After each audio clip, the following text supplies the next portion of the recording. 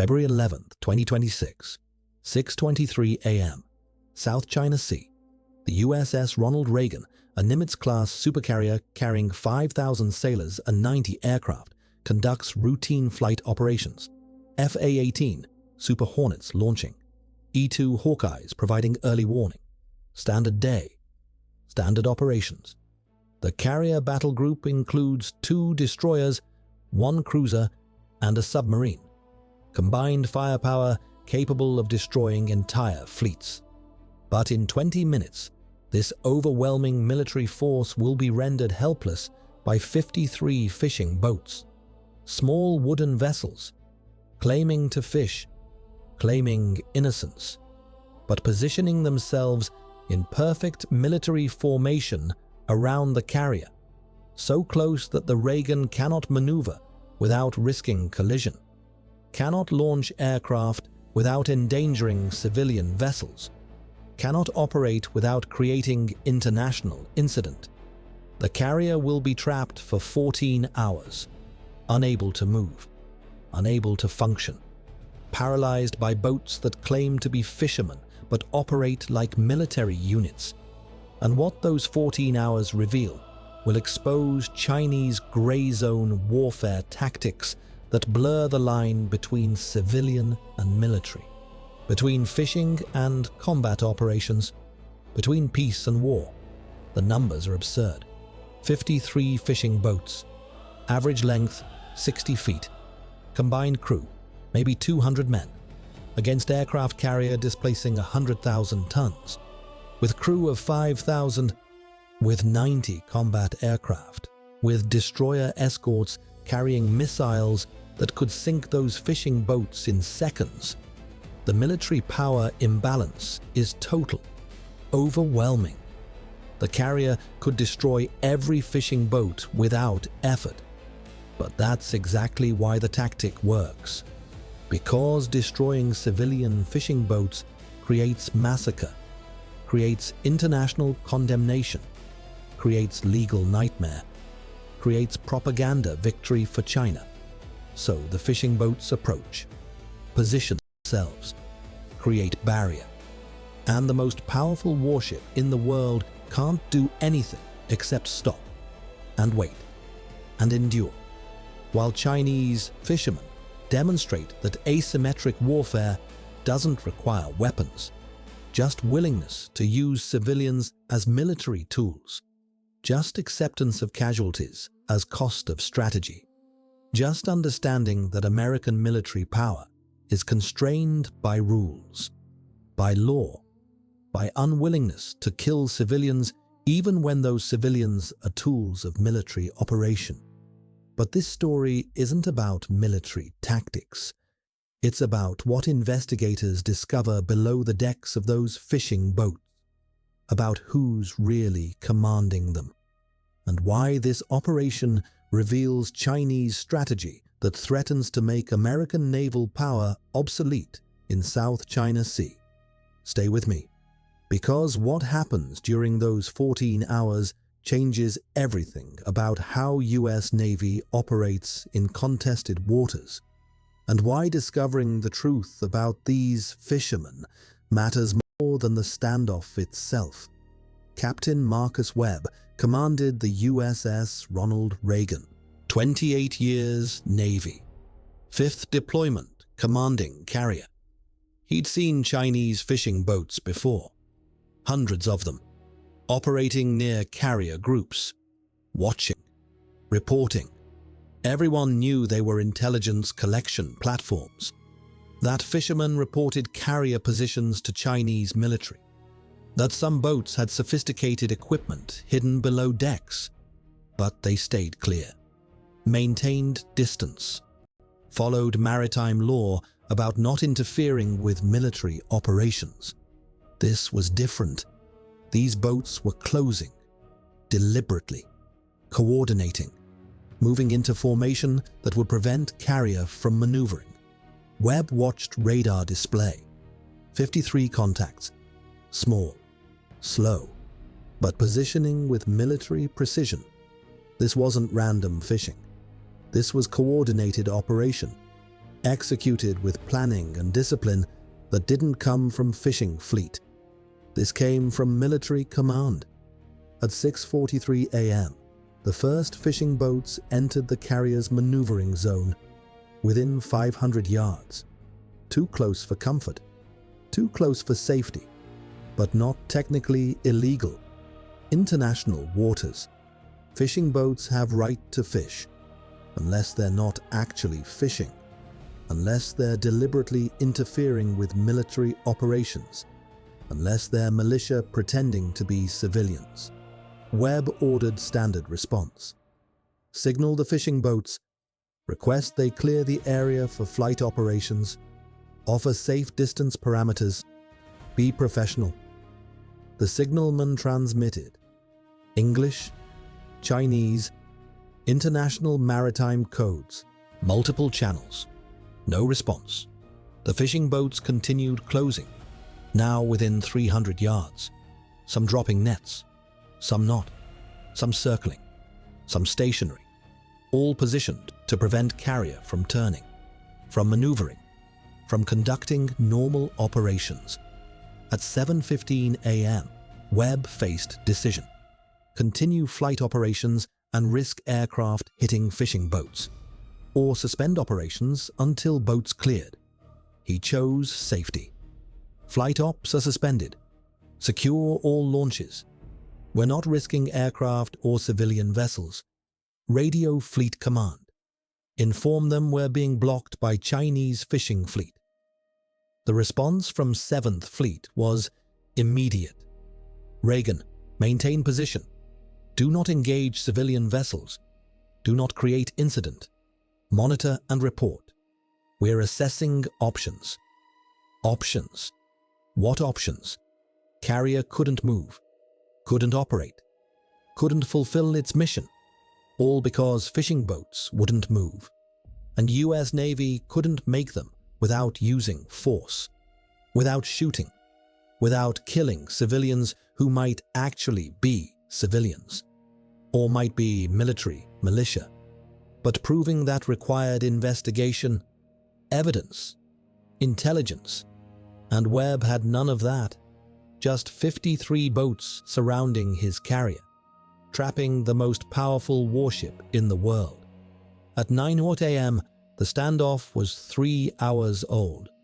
The fishing boats maintained position, perfect formation, military precision, no drift, no adjustment, just perfect positioning that prevented carrier from maneuvering without collision risk. Webb's intelligence officer studied the boats through optics, noticed things. Boats looked old, weathered, like fishing vessels should. But equipment was new. Antennas were sophisticated, too sophisticated for fishing boats. Some boats had covered equipment, tarps over objects that didn't look like fishing gear. And the crews moved with discipline, with coordination, like trained units, not like fishermen. The intelligence officer reported, "Captain, these boats show indicators of military organization, equipment inconsistent with commercial fishing. Crew behavior suggests training. Recommend we treat this as military operation disguised as fishing." At 11:30 a.m., 5 hours into standoff, Chinese Coast Guard vessels arrived. 3 ships, official capacity. They positioned around the fishing boats, protecting them or commanding them. The Coast Guard transmitted, "U.S. warship, you are operating an area where Chinese fishermen work. They have right to fish. You must not interfere with their legitimate activities." Webb responded carefully. "Chinese Coast Guard, these vessels are preventing our ship from maneuvering safely. They have created dangerous situation. Request they move to safe distance." The Chinese response was predictable. Fishermen are in international waters. They have every right to be here. Your large warship should avoid them. That is your responsibility. Classic blame shifting, creating situation where carrier is trapped but China claims innocence. Claims fishermen are victims. Claims US Navy is aggressor for wanting to operate in international waters. At 2:01 p.m., 8 hours into standoff, intelligence breakthrough. Satellite imagery showed something interesting. Before fishing boats surrounded Reagan, they'd been clustered in Chinese port. All 53 boats. Together. They'd departed simultaneously, traveled together, arrived together, positioned together. This wasn't random fishing fleet encountering carrier. This was organized operation, planned operation, military operation. The boats weren't independent fishermen. They were coordinated unit, operating under central command, executing mission to trap American carrier, and succeeding because international law protected them, because they claimed civilian status, because US Navy couldn't prove otherwise without boarding boats, searching them, finding evidence. But boarding civilian vessels without permission created international incident, created legal problems, created exactly what China wanted. So Webb waited, documented, reported, and hoped boats would eventually leave, would complete their mission, would demonstrate their point, would return to China claiming victory over American aggression. At 4:30 p.m., 10 hours into standoff, the fishing boats began small adjustment. One boat, then another, slowly repositioning, not leaving, just adjusting formation, creating new barrier, extending the standoff, making clear this wasn't ending soon, that China was willing to maintain pressure as long as necessary. That carrier would stay trapped until China decided otherwise.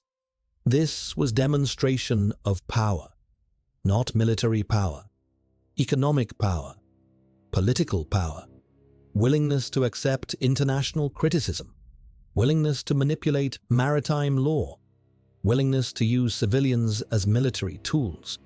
That's gray zone warfare, operating below threshold of armed conflict, below level that justifies military response, but achieving military objectives, denying carrier operations, demonstrating Chinese control of South China Sea, showing that American military power is constrained, limited, vulnerable to tactics that don't require weapons, just nation, just planning, just willingness to weaponize civilian infrastructure. At 6:45 p.m., 12 hours into standoff, 2 fishing boats collided. Minor accident or staged incident. Both boats damaged, taking water, crews abandoning to other fishing boats. Now Webb had problem. Sinking vessels near carrier, rescue obligation. International maritime law required assisting vessels in distress, even if those vessels had trapped your ship, even if collision was deliberate, even if rescue meant exposing your sailors to potential threat. Webb ordered rescue. Launch small boats. Assist the distressed vessels. Rescue crew if necessary. Be cautious. This might be trap. Rescue boats deployed. Approached the damaged fishing boats. Found something unexpected. Below decks. Hidden. Weapons, not fishing equipment. Military-grade weapons. Assault rifles. Machine guns. Ammunition. The fishing boats weren't civilian vessels. Were militia boats. Maritime militia. Chinese military disguised as fishermen, using civilian cover to conduct military operations. The rescue team photographed everything, documented, reported. This was proof. This was evidence. This was what exposed the entire operation. At 8:47 p.m., 14 hours into standoff, Chinese Coast Guard ships suddenly ordered fishing boats to disperse. Mission complete. Point made. Carrier trapped for 14 hours. Evidence collected by US Navy didn't matter. China would deny, would claim planted, would claim American fabrication, but the operation succeeded, demonstrated that Chinese maritime militia could paralyze American carrier, could deny operations, could control South China Sea through asymmetric tactics. The fishing boats departed, scattered, returned to being fishermen, or pretending to be fishermen. The Reagan resumed operations, resumed launches, resumed normal posture, but nothing was normal. Nothing would be normal again, because 14 hours proved that American naval superiority had vulnerability, had weakness, had limit, and China had found it. But here's what the 14-hour standoff really exposed. Here's what investigating the damaged boats revealed. Here's why this wasn't just isolated incident, but demonstration of strategy that threatens US Navy operations throughout Indo-Pacific, and why understanding Chinese maritime militia changes everything about naval power in contested waters. The weapons found aboard damaged fishing boats were just beginning. Further investigation revealed systematic organization. The 53 boats weren't random vessels. They were part of maritime militia regiment, military unit, with rank structure, with training, with communications equipment, with GPS systems programmed with military waypoints, with orders, written orders, found aboard one damaged boat, orders to surround the carrier, maintain formation, prevent operations, create standoff. Those orders came from People's Liberation Army Navy, from Chinese military command. This was military operation, executed by personnel in civilian clothes, operating civilian vessels, but following military orders, under military command, achieving military objectives. That's maritime militia. That's gray zone warfare. That's how China operates below threshold of war while achieving wartime objectives. The implications are staggering. China has thousands of fishing boats. Many are maritime militia. Many can be activated for military operations. Many can swarm, can block, can deny, can create standoffs like February 11th, but on larger scale, with more boats, around more carriers, around more American vessels, creating situations where overwhelming military power is neutralized by fishing boats, where rules of engagement prevent response, where international law protects militia, where American restraint becomes American weakness. That's what 14 hours exposed. That's what Chinese strategy revealed. Not attack, not shooting, not war, just fishing boats, just civilians, just gray zone, just asymmetric tactics that make American naval power obsolete in waters China claims as its own. Captain Webb filed comprehensive report, documented everything.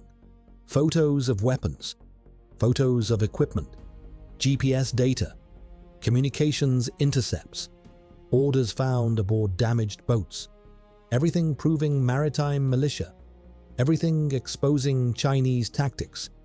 The report went to Pentagon, to State Department, to intelligence agencies, to allies, Japan, Australia, Philippines, everyone who operates in South China Sea, everyone who faces Chinese maritime militia, everyone who needs to understand the threat, not conventional military threat, gray zone threat, threat that operates below war, threat that uses law as weapon, threat that weaponizes civilian infrastructure. That's modern warfare. That's what February 11th demonstrated. That's what 14 hours taught. The fishing boats that surrounded Reagan returned to Chinese ports, crews debriefed, equipment maintained, training updated, lessons learned, for next operation, for next carrier, for next demonstration. Because this wasn't last time, this was template, this was prototype, This was proof of concept. Chinese maritime militia could trap American carriers, could deny operations, could achieve military objectives through asymmetric tactics. And they do it again. Different location, different carrier, different timing, but same strategy, same tactics, same result. American carrier paralyzed by fishing boats, American power constrained by international law, American restraint weaponized against American interests. That's gray zone warfare. That's Chinese strategy. That's what 14 hours proved works. That's what threatens to change naval balance in Indo-Pacific. Not through military buildup, not through carrier construction, not through conventional competition, but through fishing boats, through maritime militia, through asymmetric tactics that American military struggles to counter. Because countering requires force, force against civilians, force that creates massacre, force that hands China propaganda victory. So carriers stop, wait, endure. While fishing boats demonstrate that numbers and coordination matter more than firepower and technology, that asymmetric thinking defeats symmetric power. That gray zone dominates contested space. That's modern warfare. That's February 11th, 2026. That's USS Ronald Reagan's 14-hour paralysis. That's Chinese maritime militia's successful demonstration. That's what changed everything about US Navy operations in South China Sea. Not defeat, not victory, just standoff, just proof, just revelation that fishing boats can trap carriers, that civilians can deny military, that gray zone can defeat conventional power. That's truth from 14 hours. That's lesson from February 11th. That's reality of contested waters where China operates between peace and war, where American carriers operate between power and paralysis, where fishing boats demonstrate that sometimes the weapon isn't firepower. It's just willingness to get close, to stay close, to prevent operations, to prove that overwhelming military might has limits, has vulnerabilities, has weaknesses, and China found them, exploited them, demonstrated them, for 14 hours, for the world to see, for American Navy to understand, for strategy to adapt or accept. That South China Sea belongs to whoever controls the fishing boats, and China controls the fishing boats. All of them, every single one. That's power, that's strategy, that's gray zone, that's Chinese maritime militia, that's February 11th, that's 14 hours, that's everything.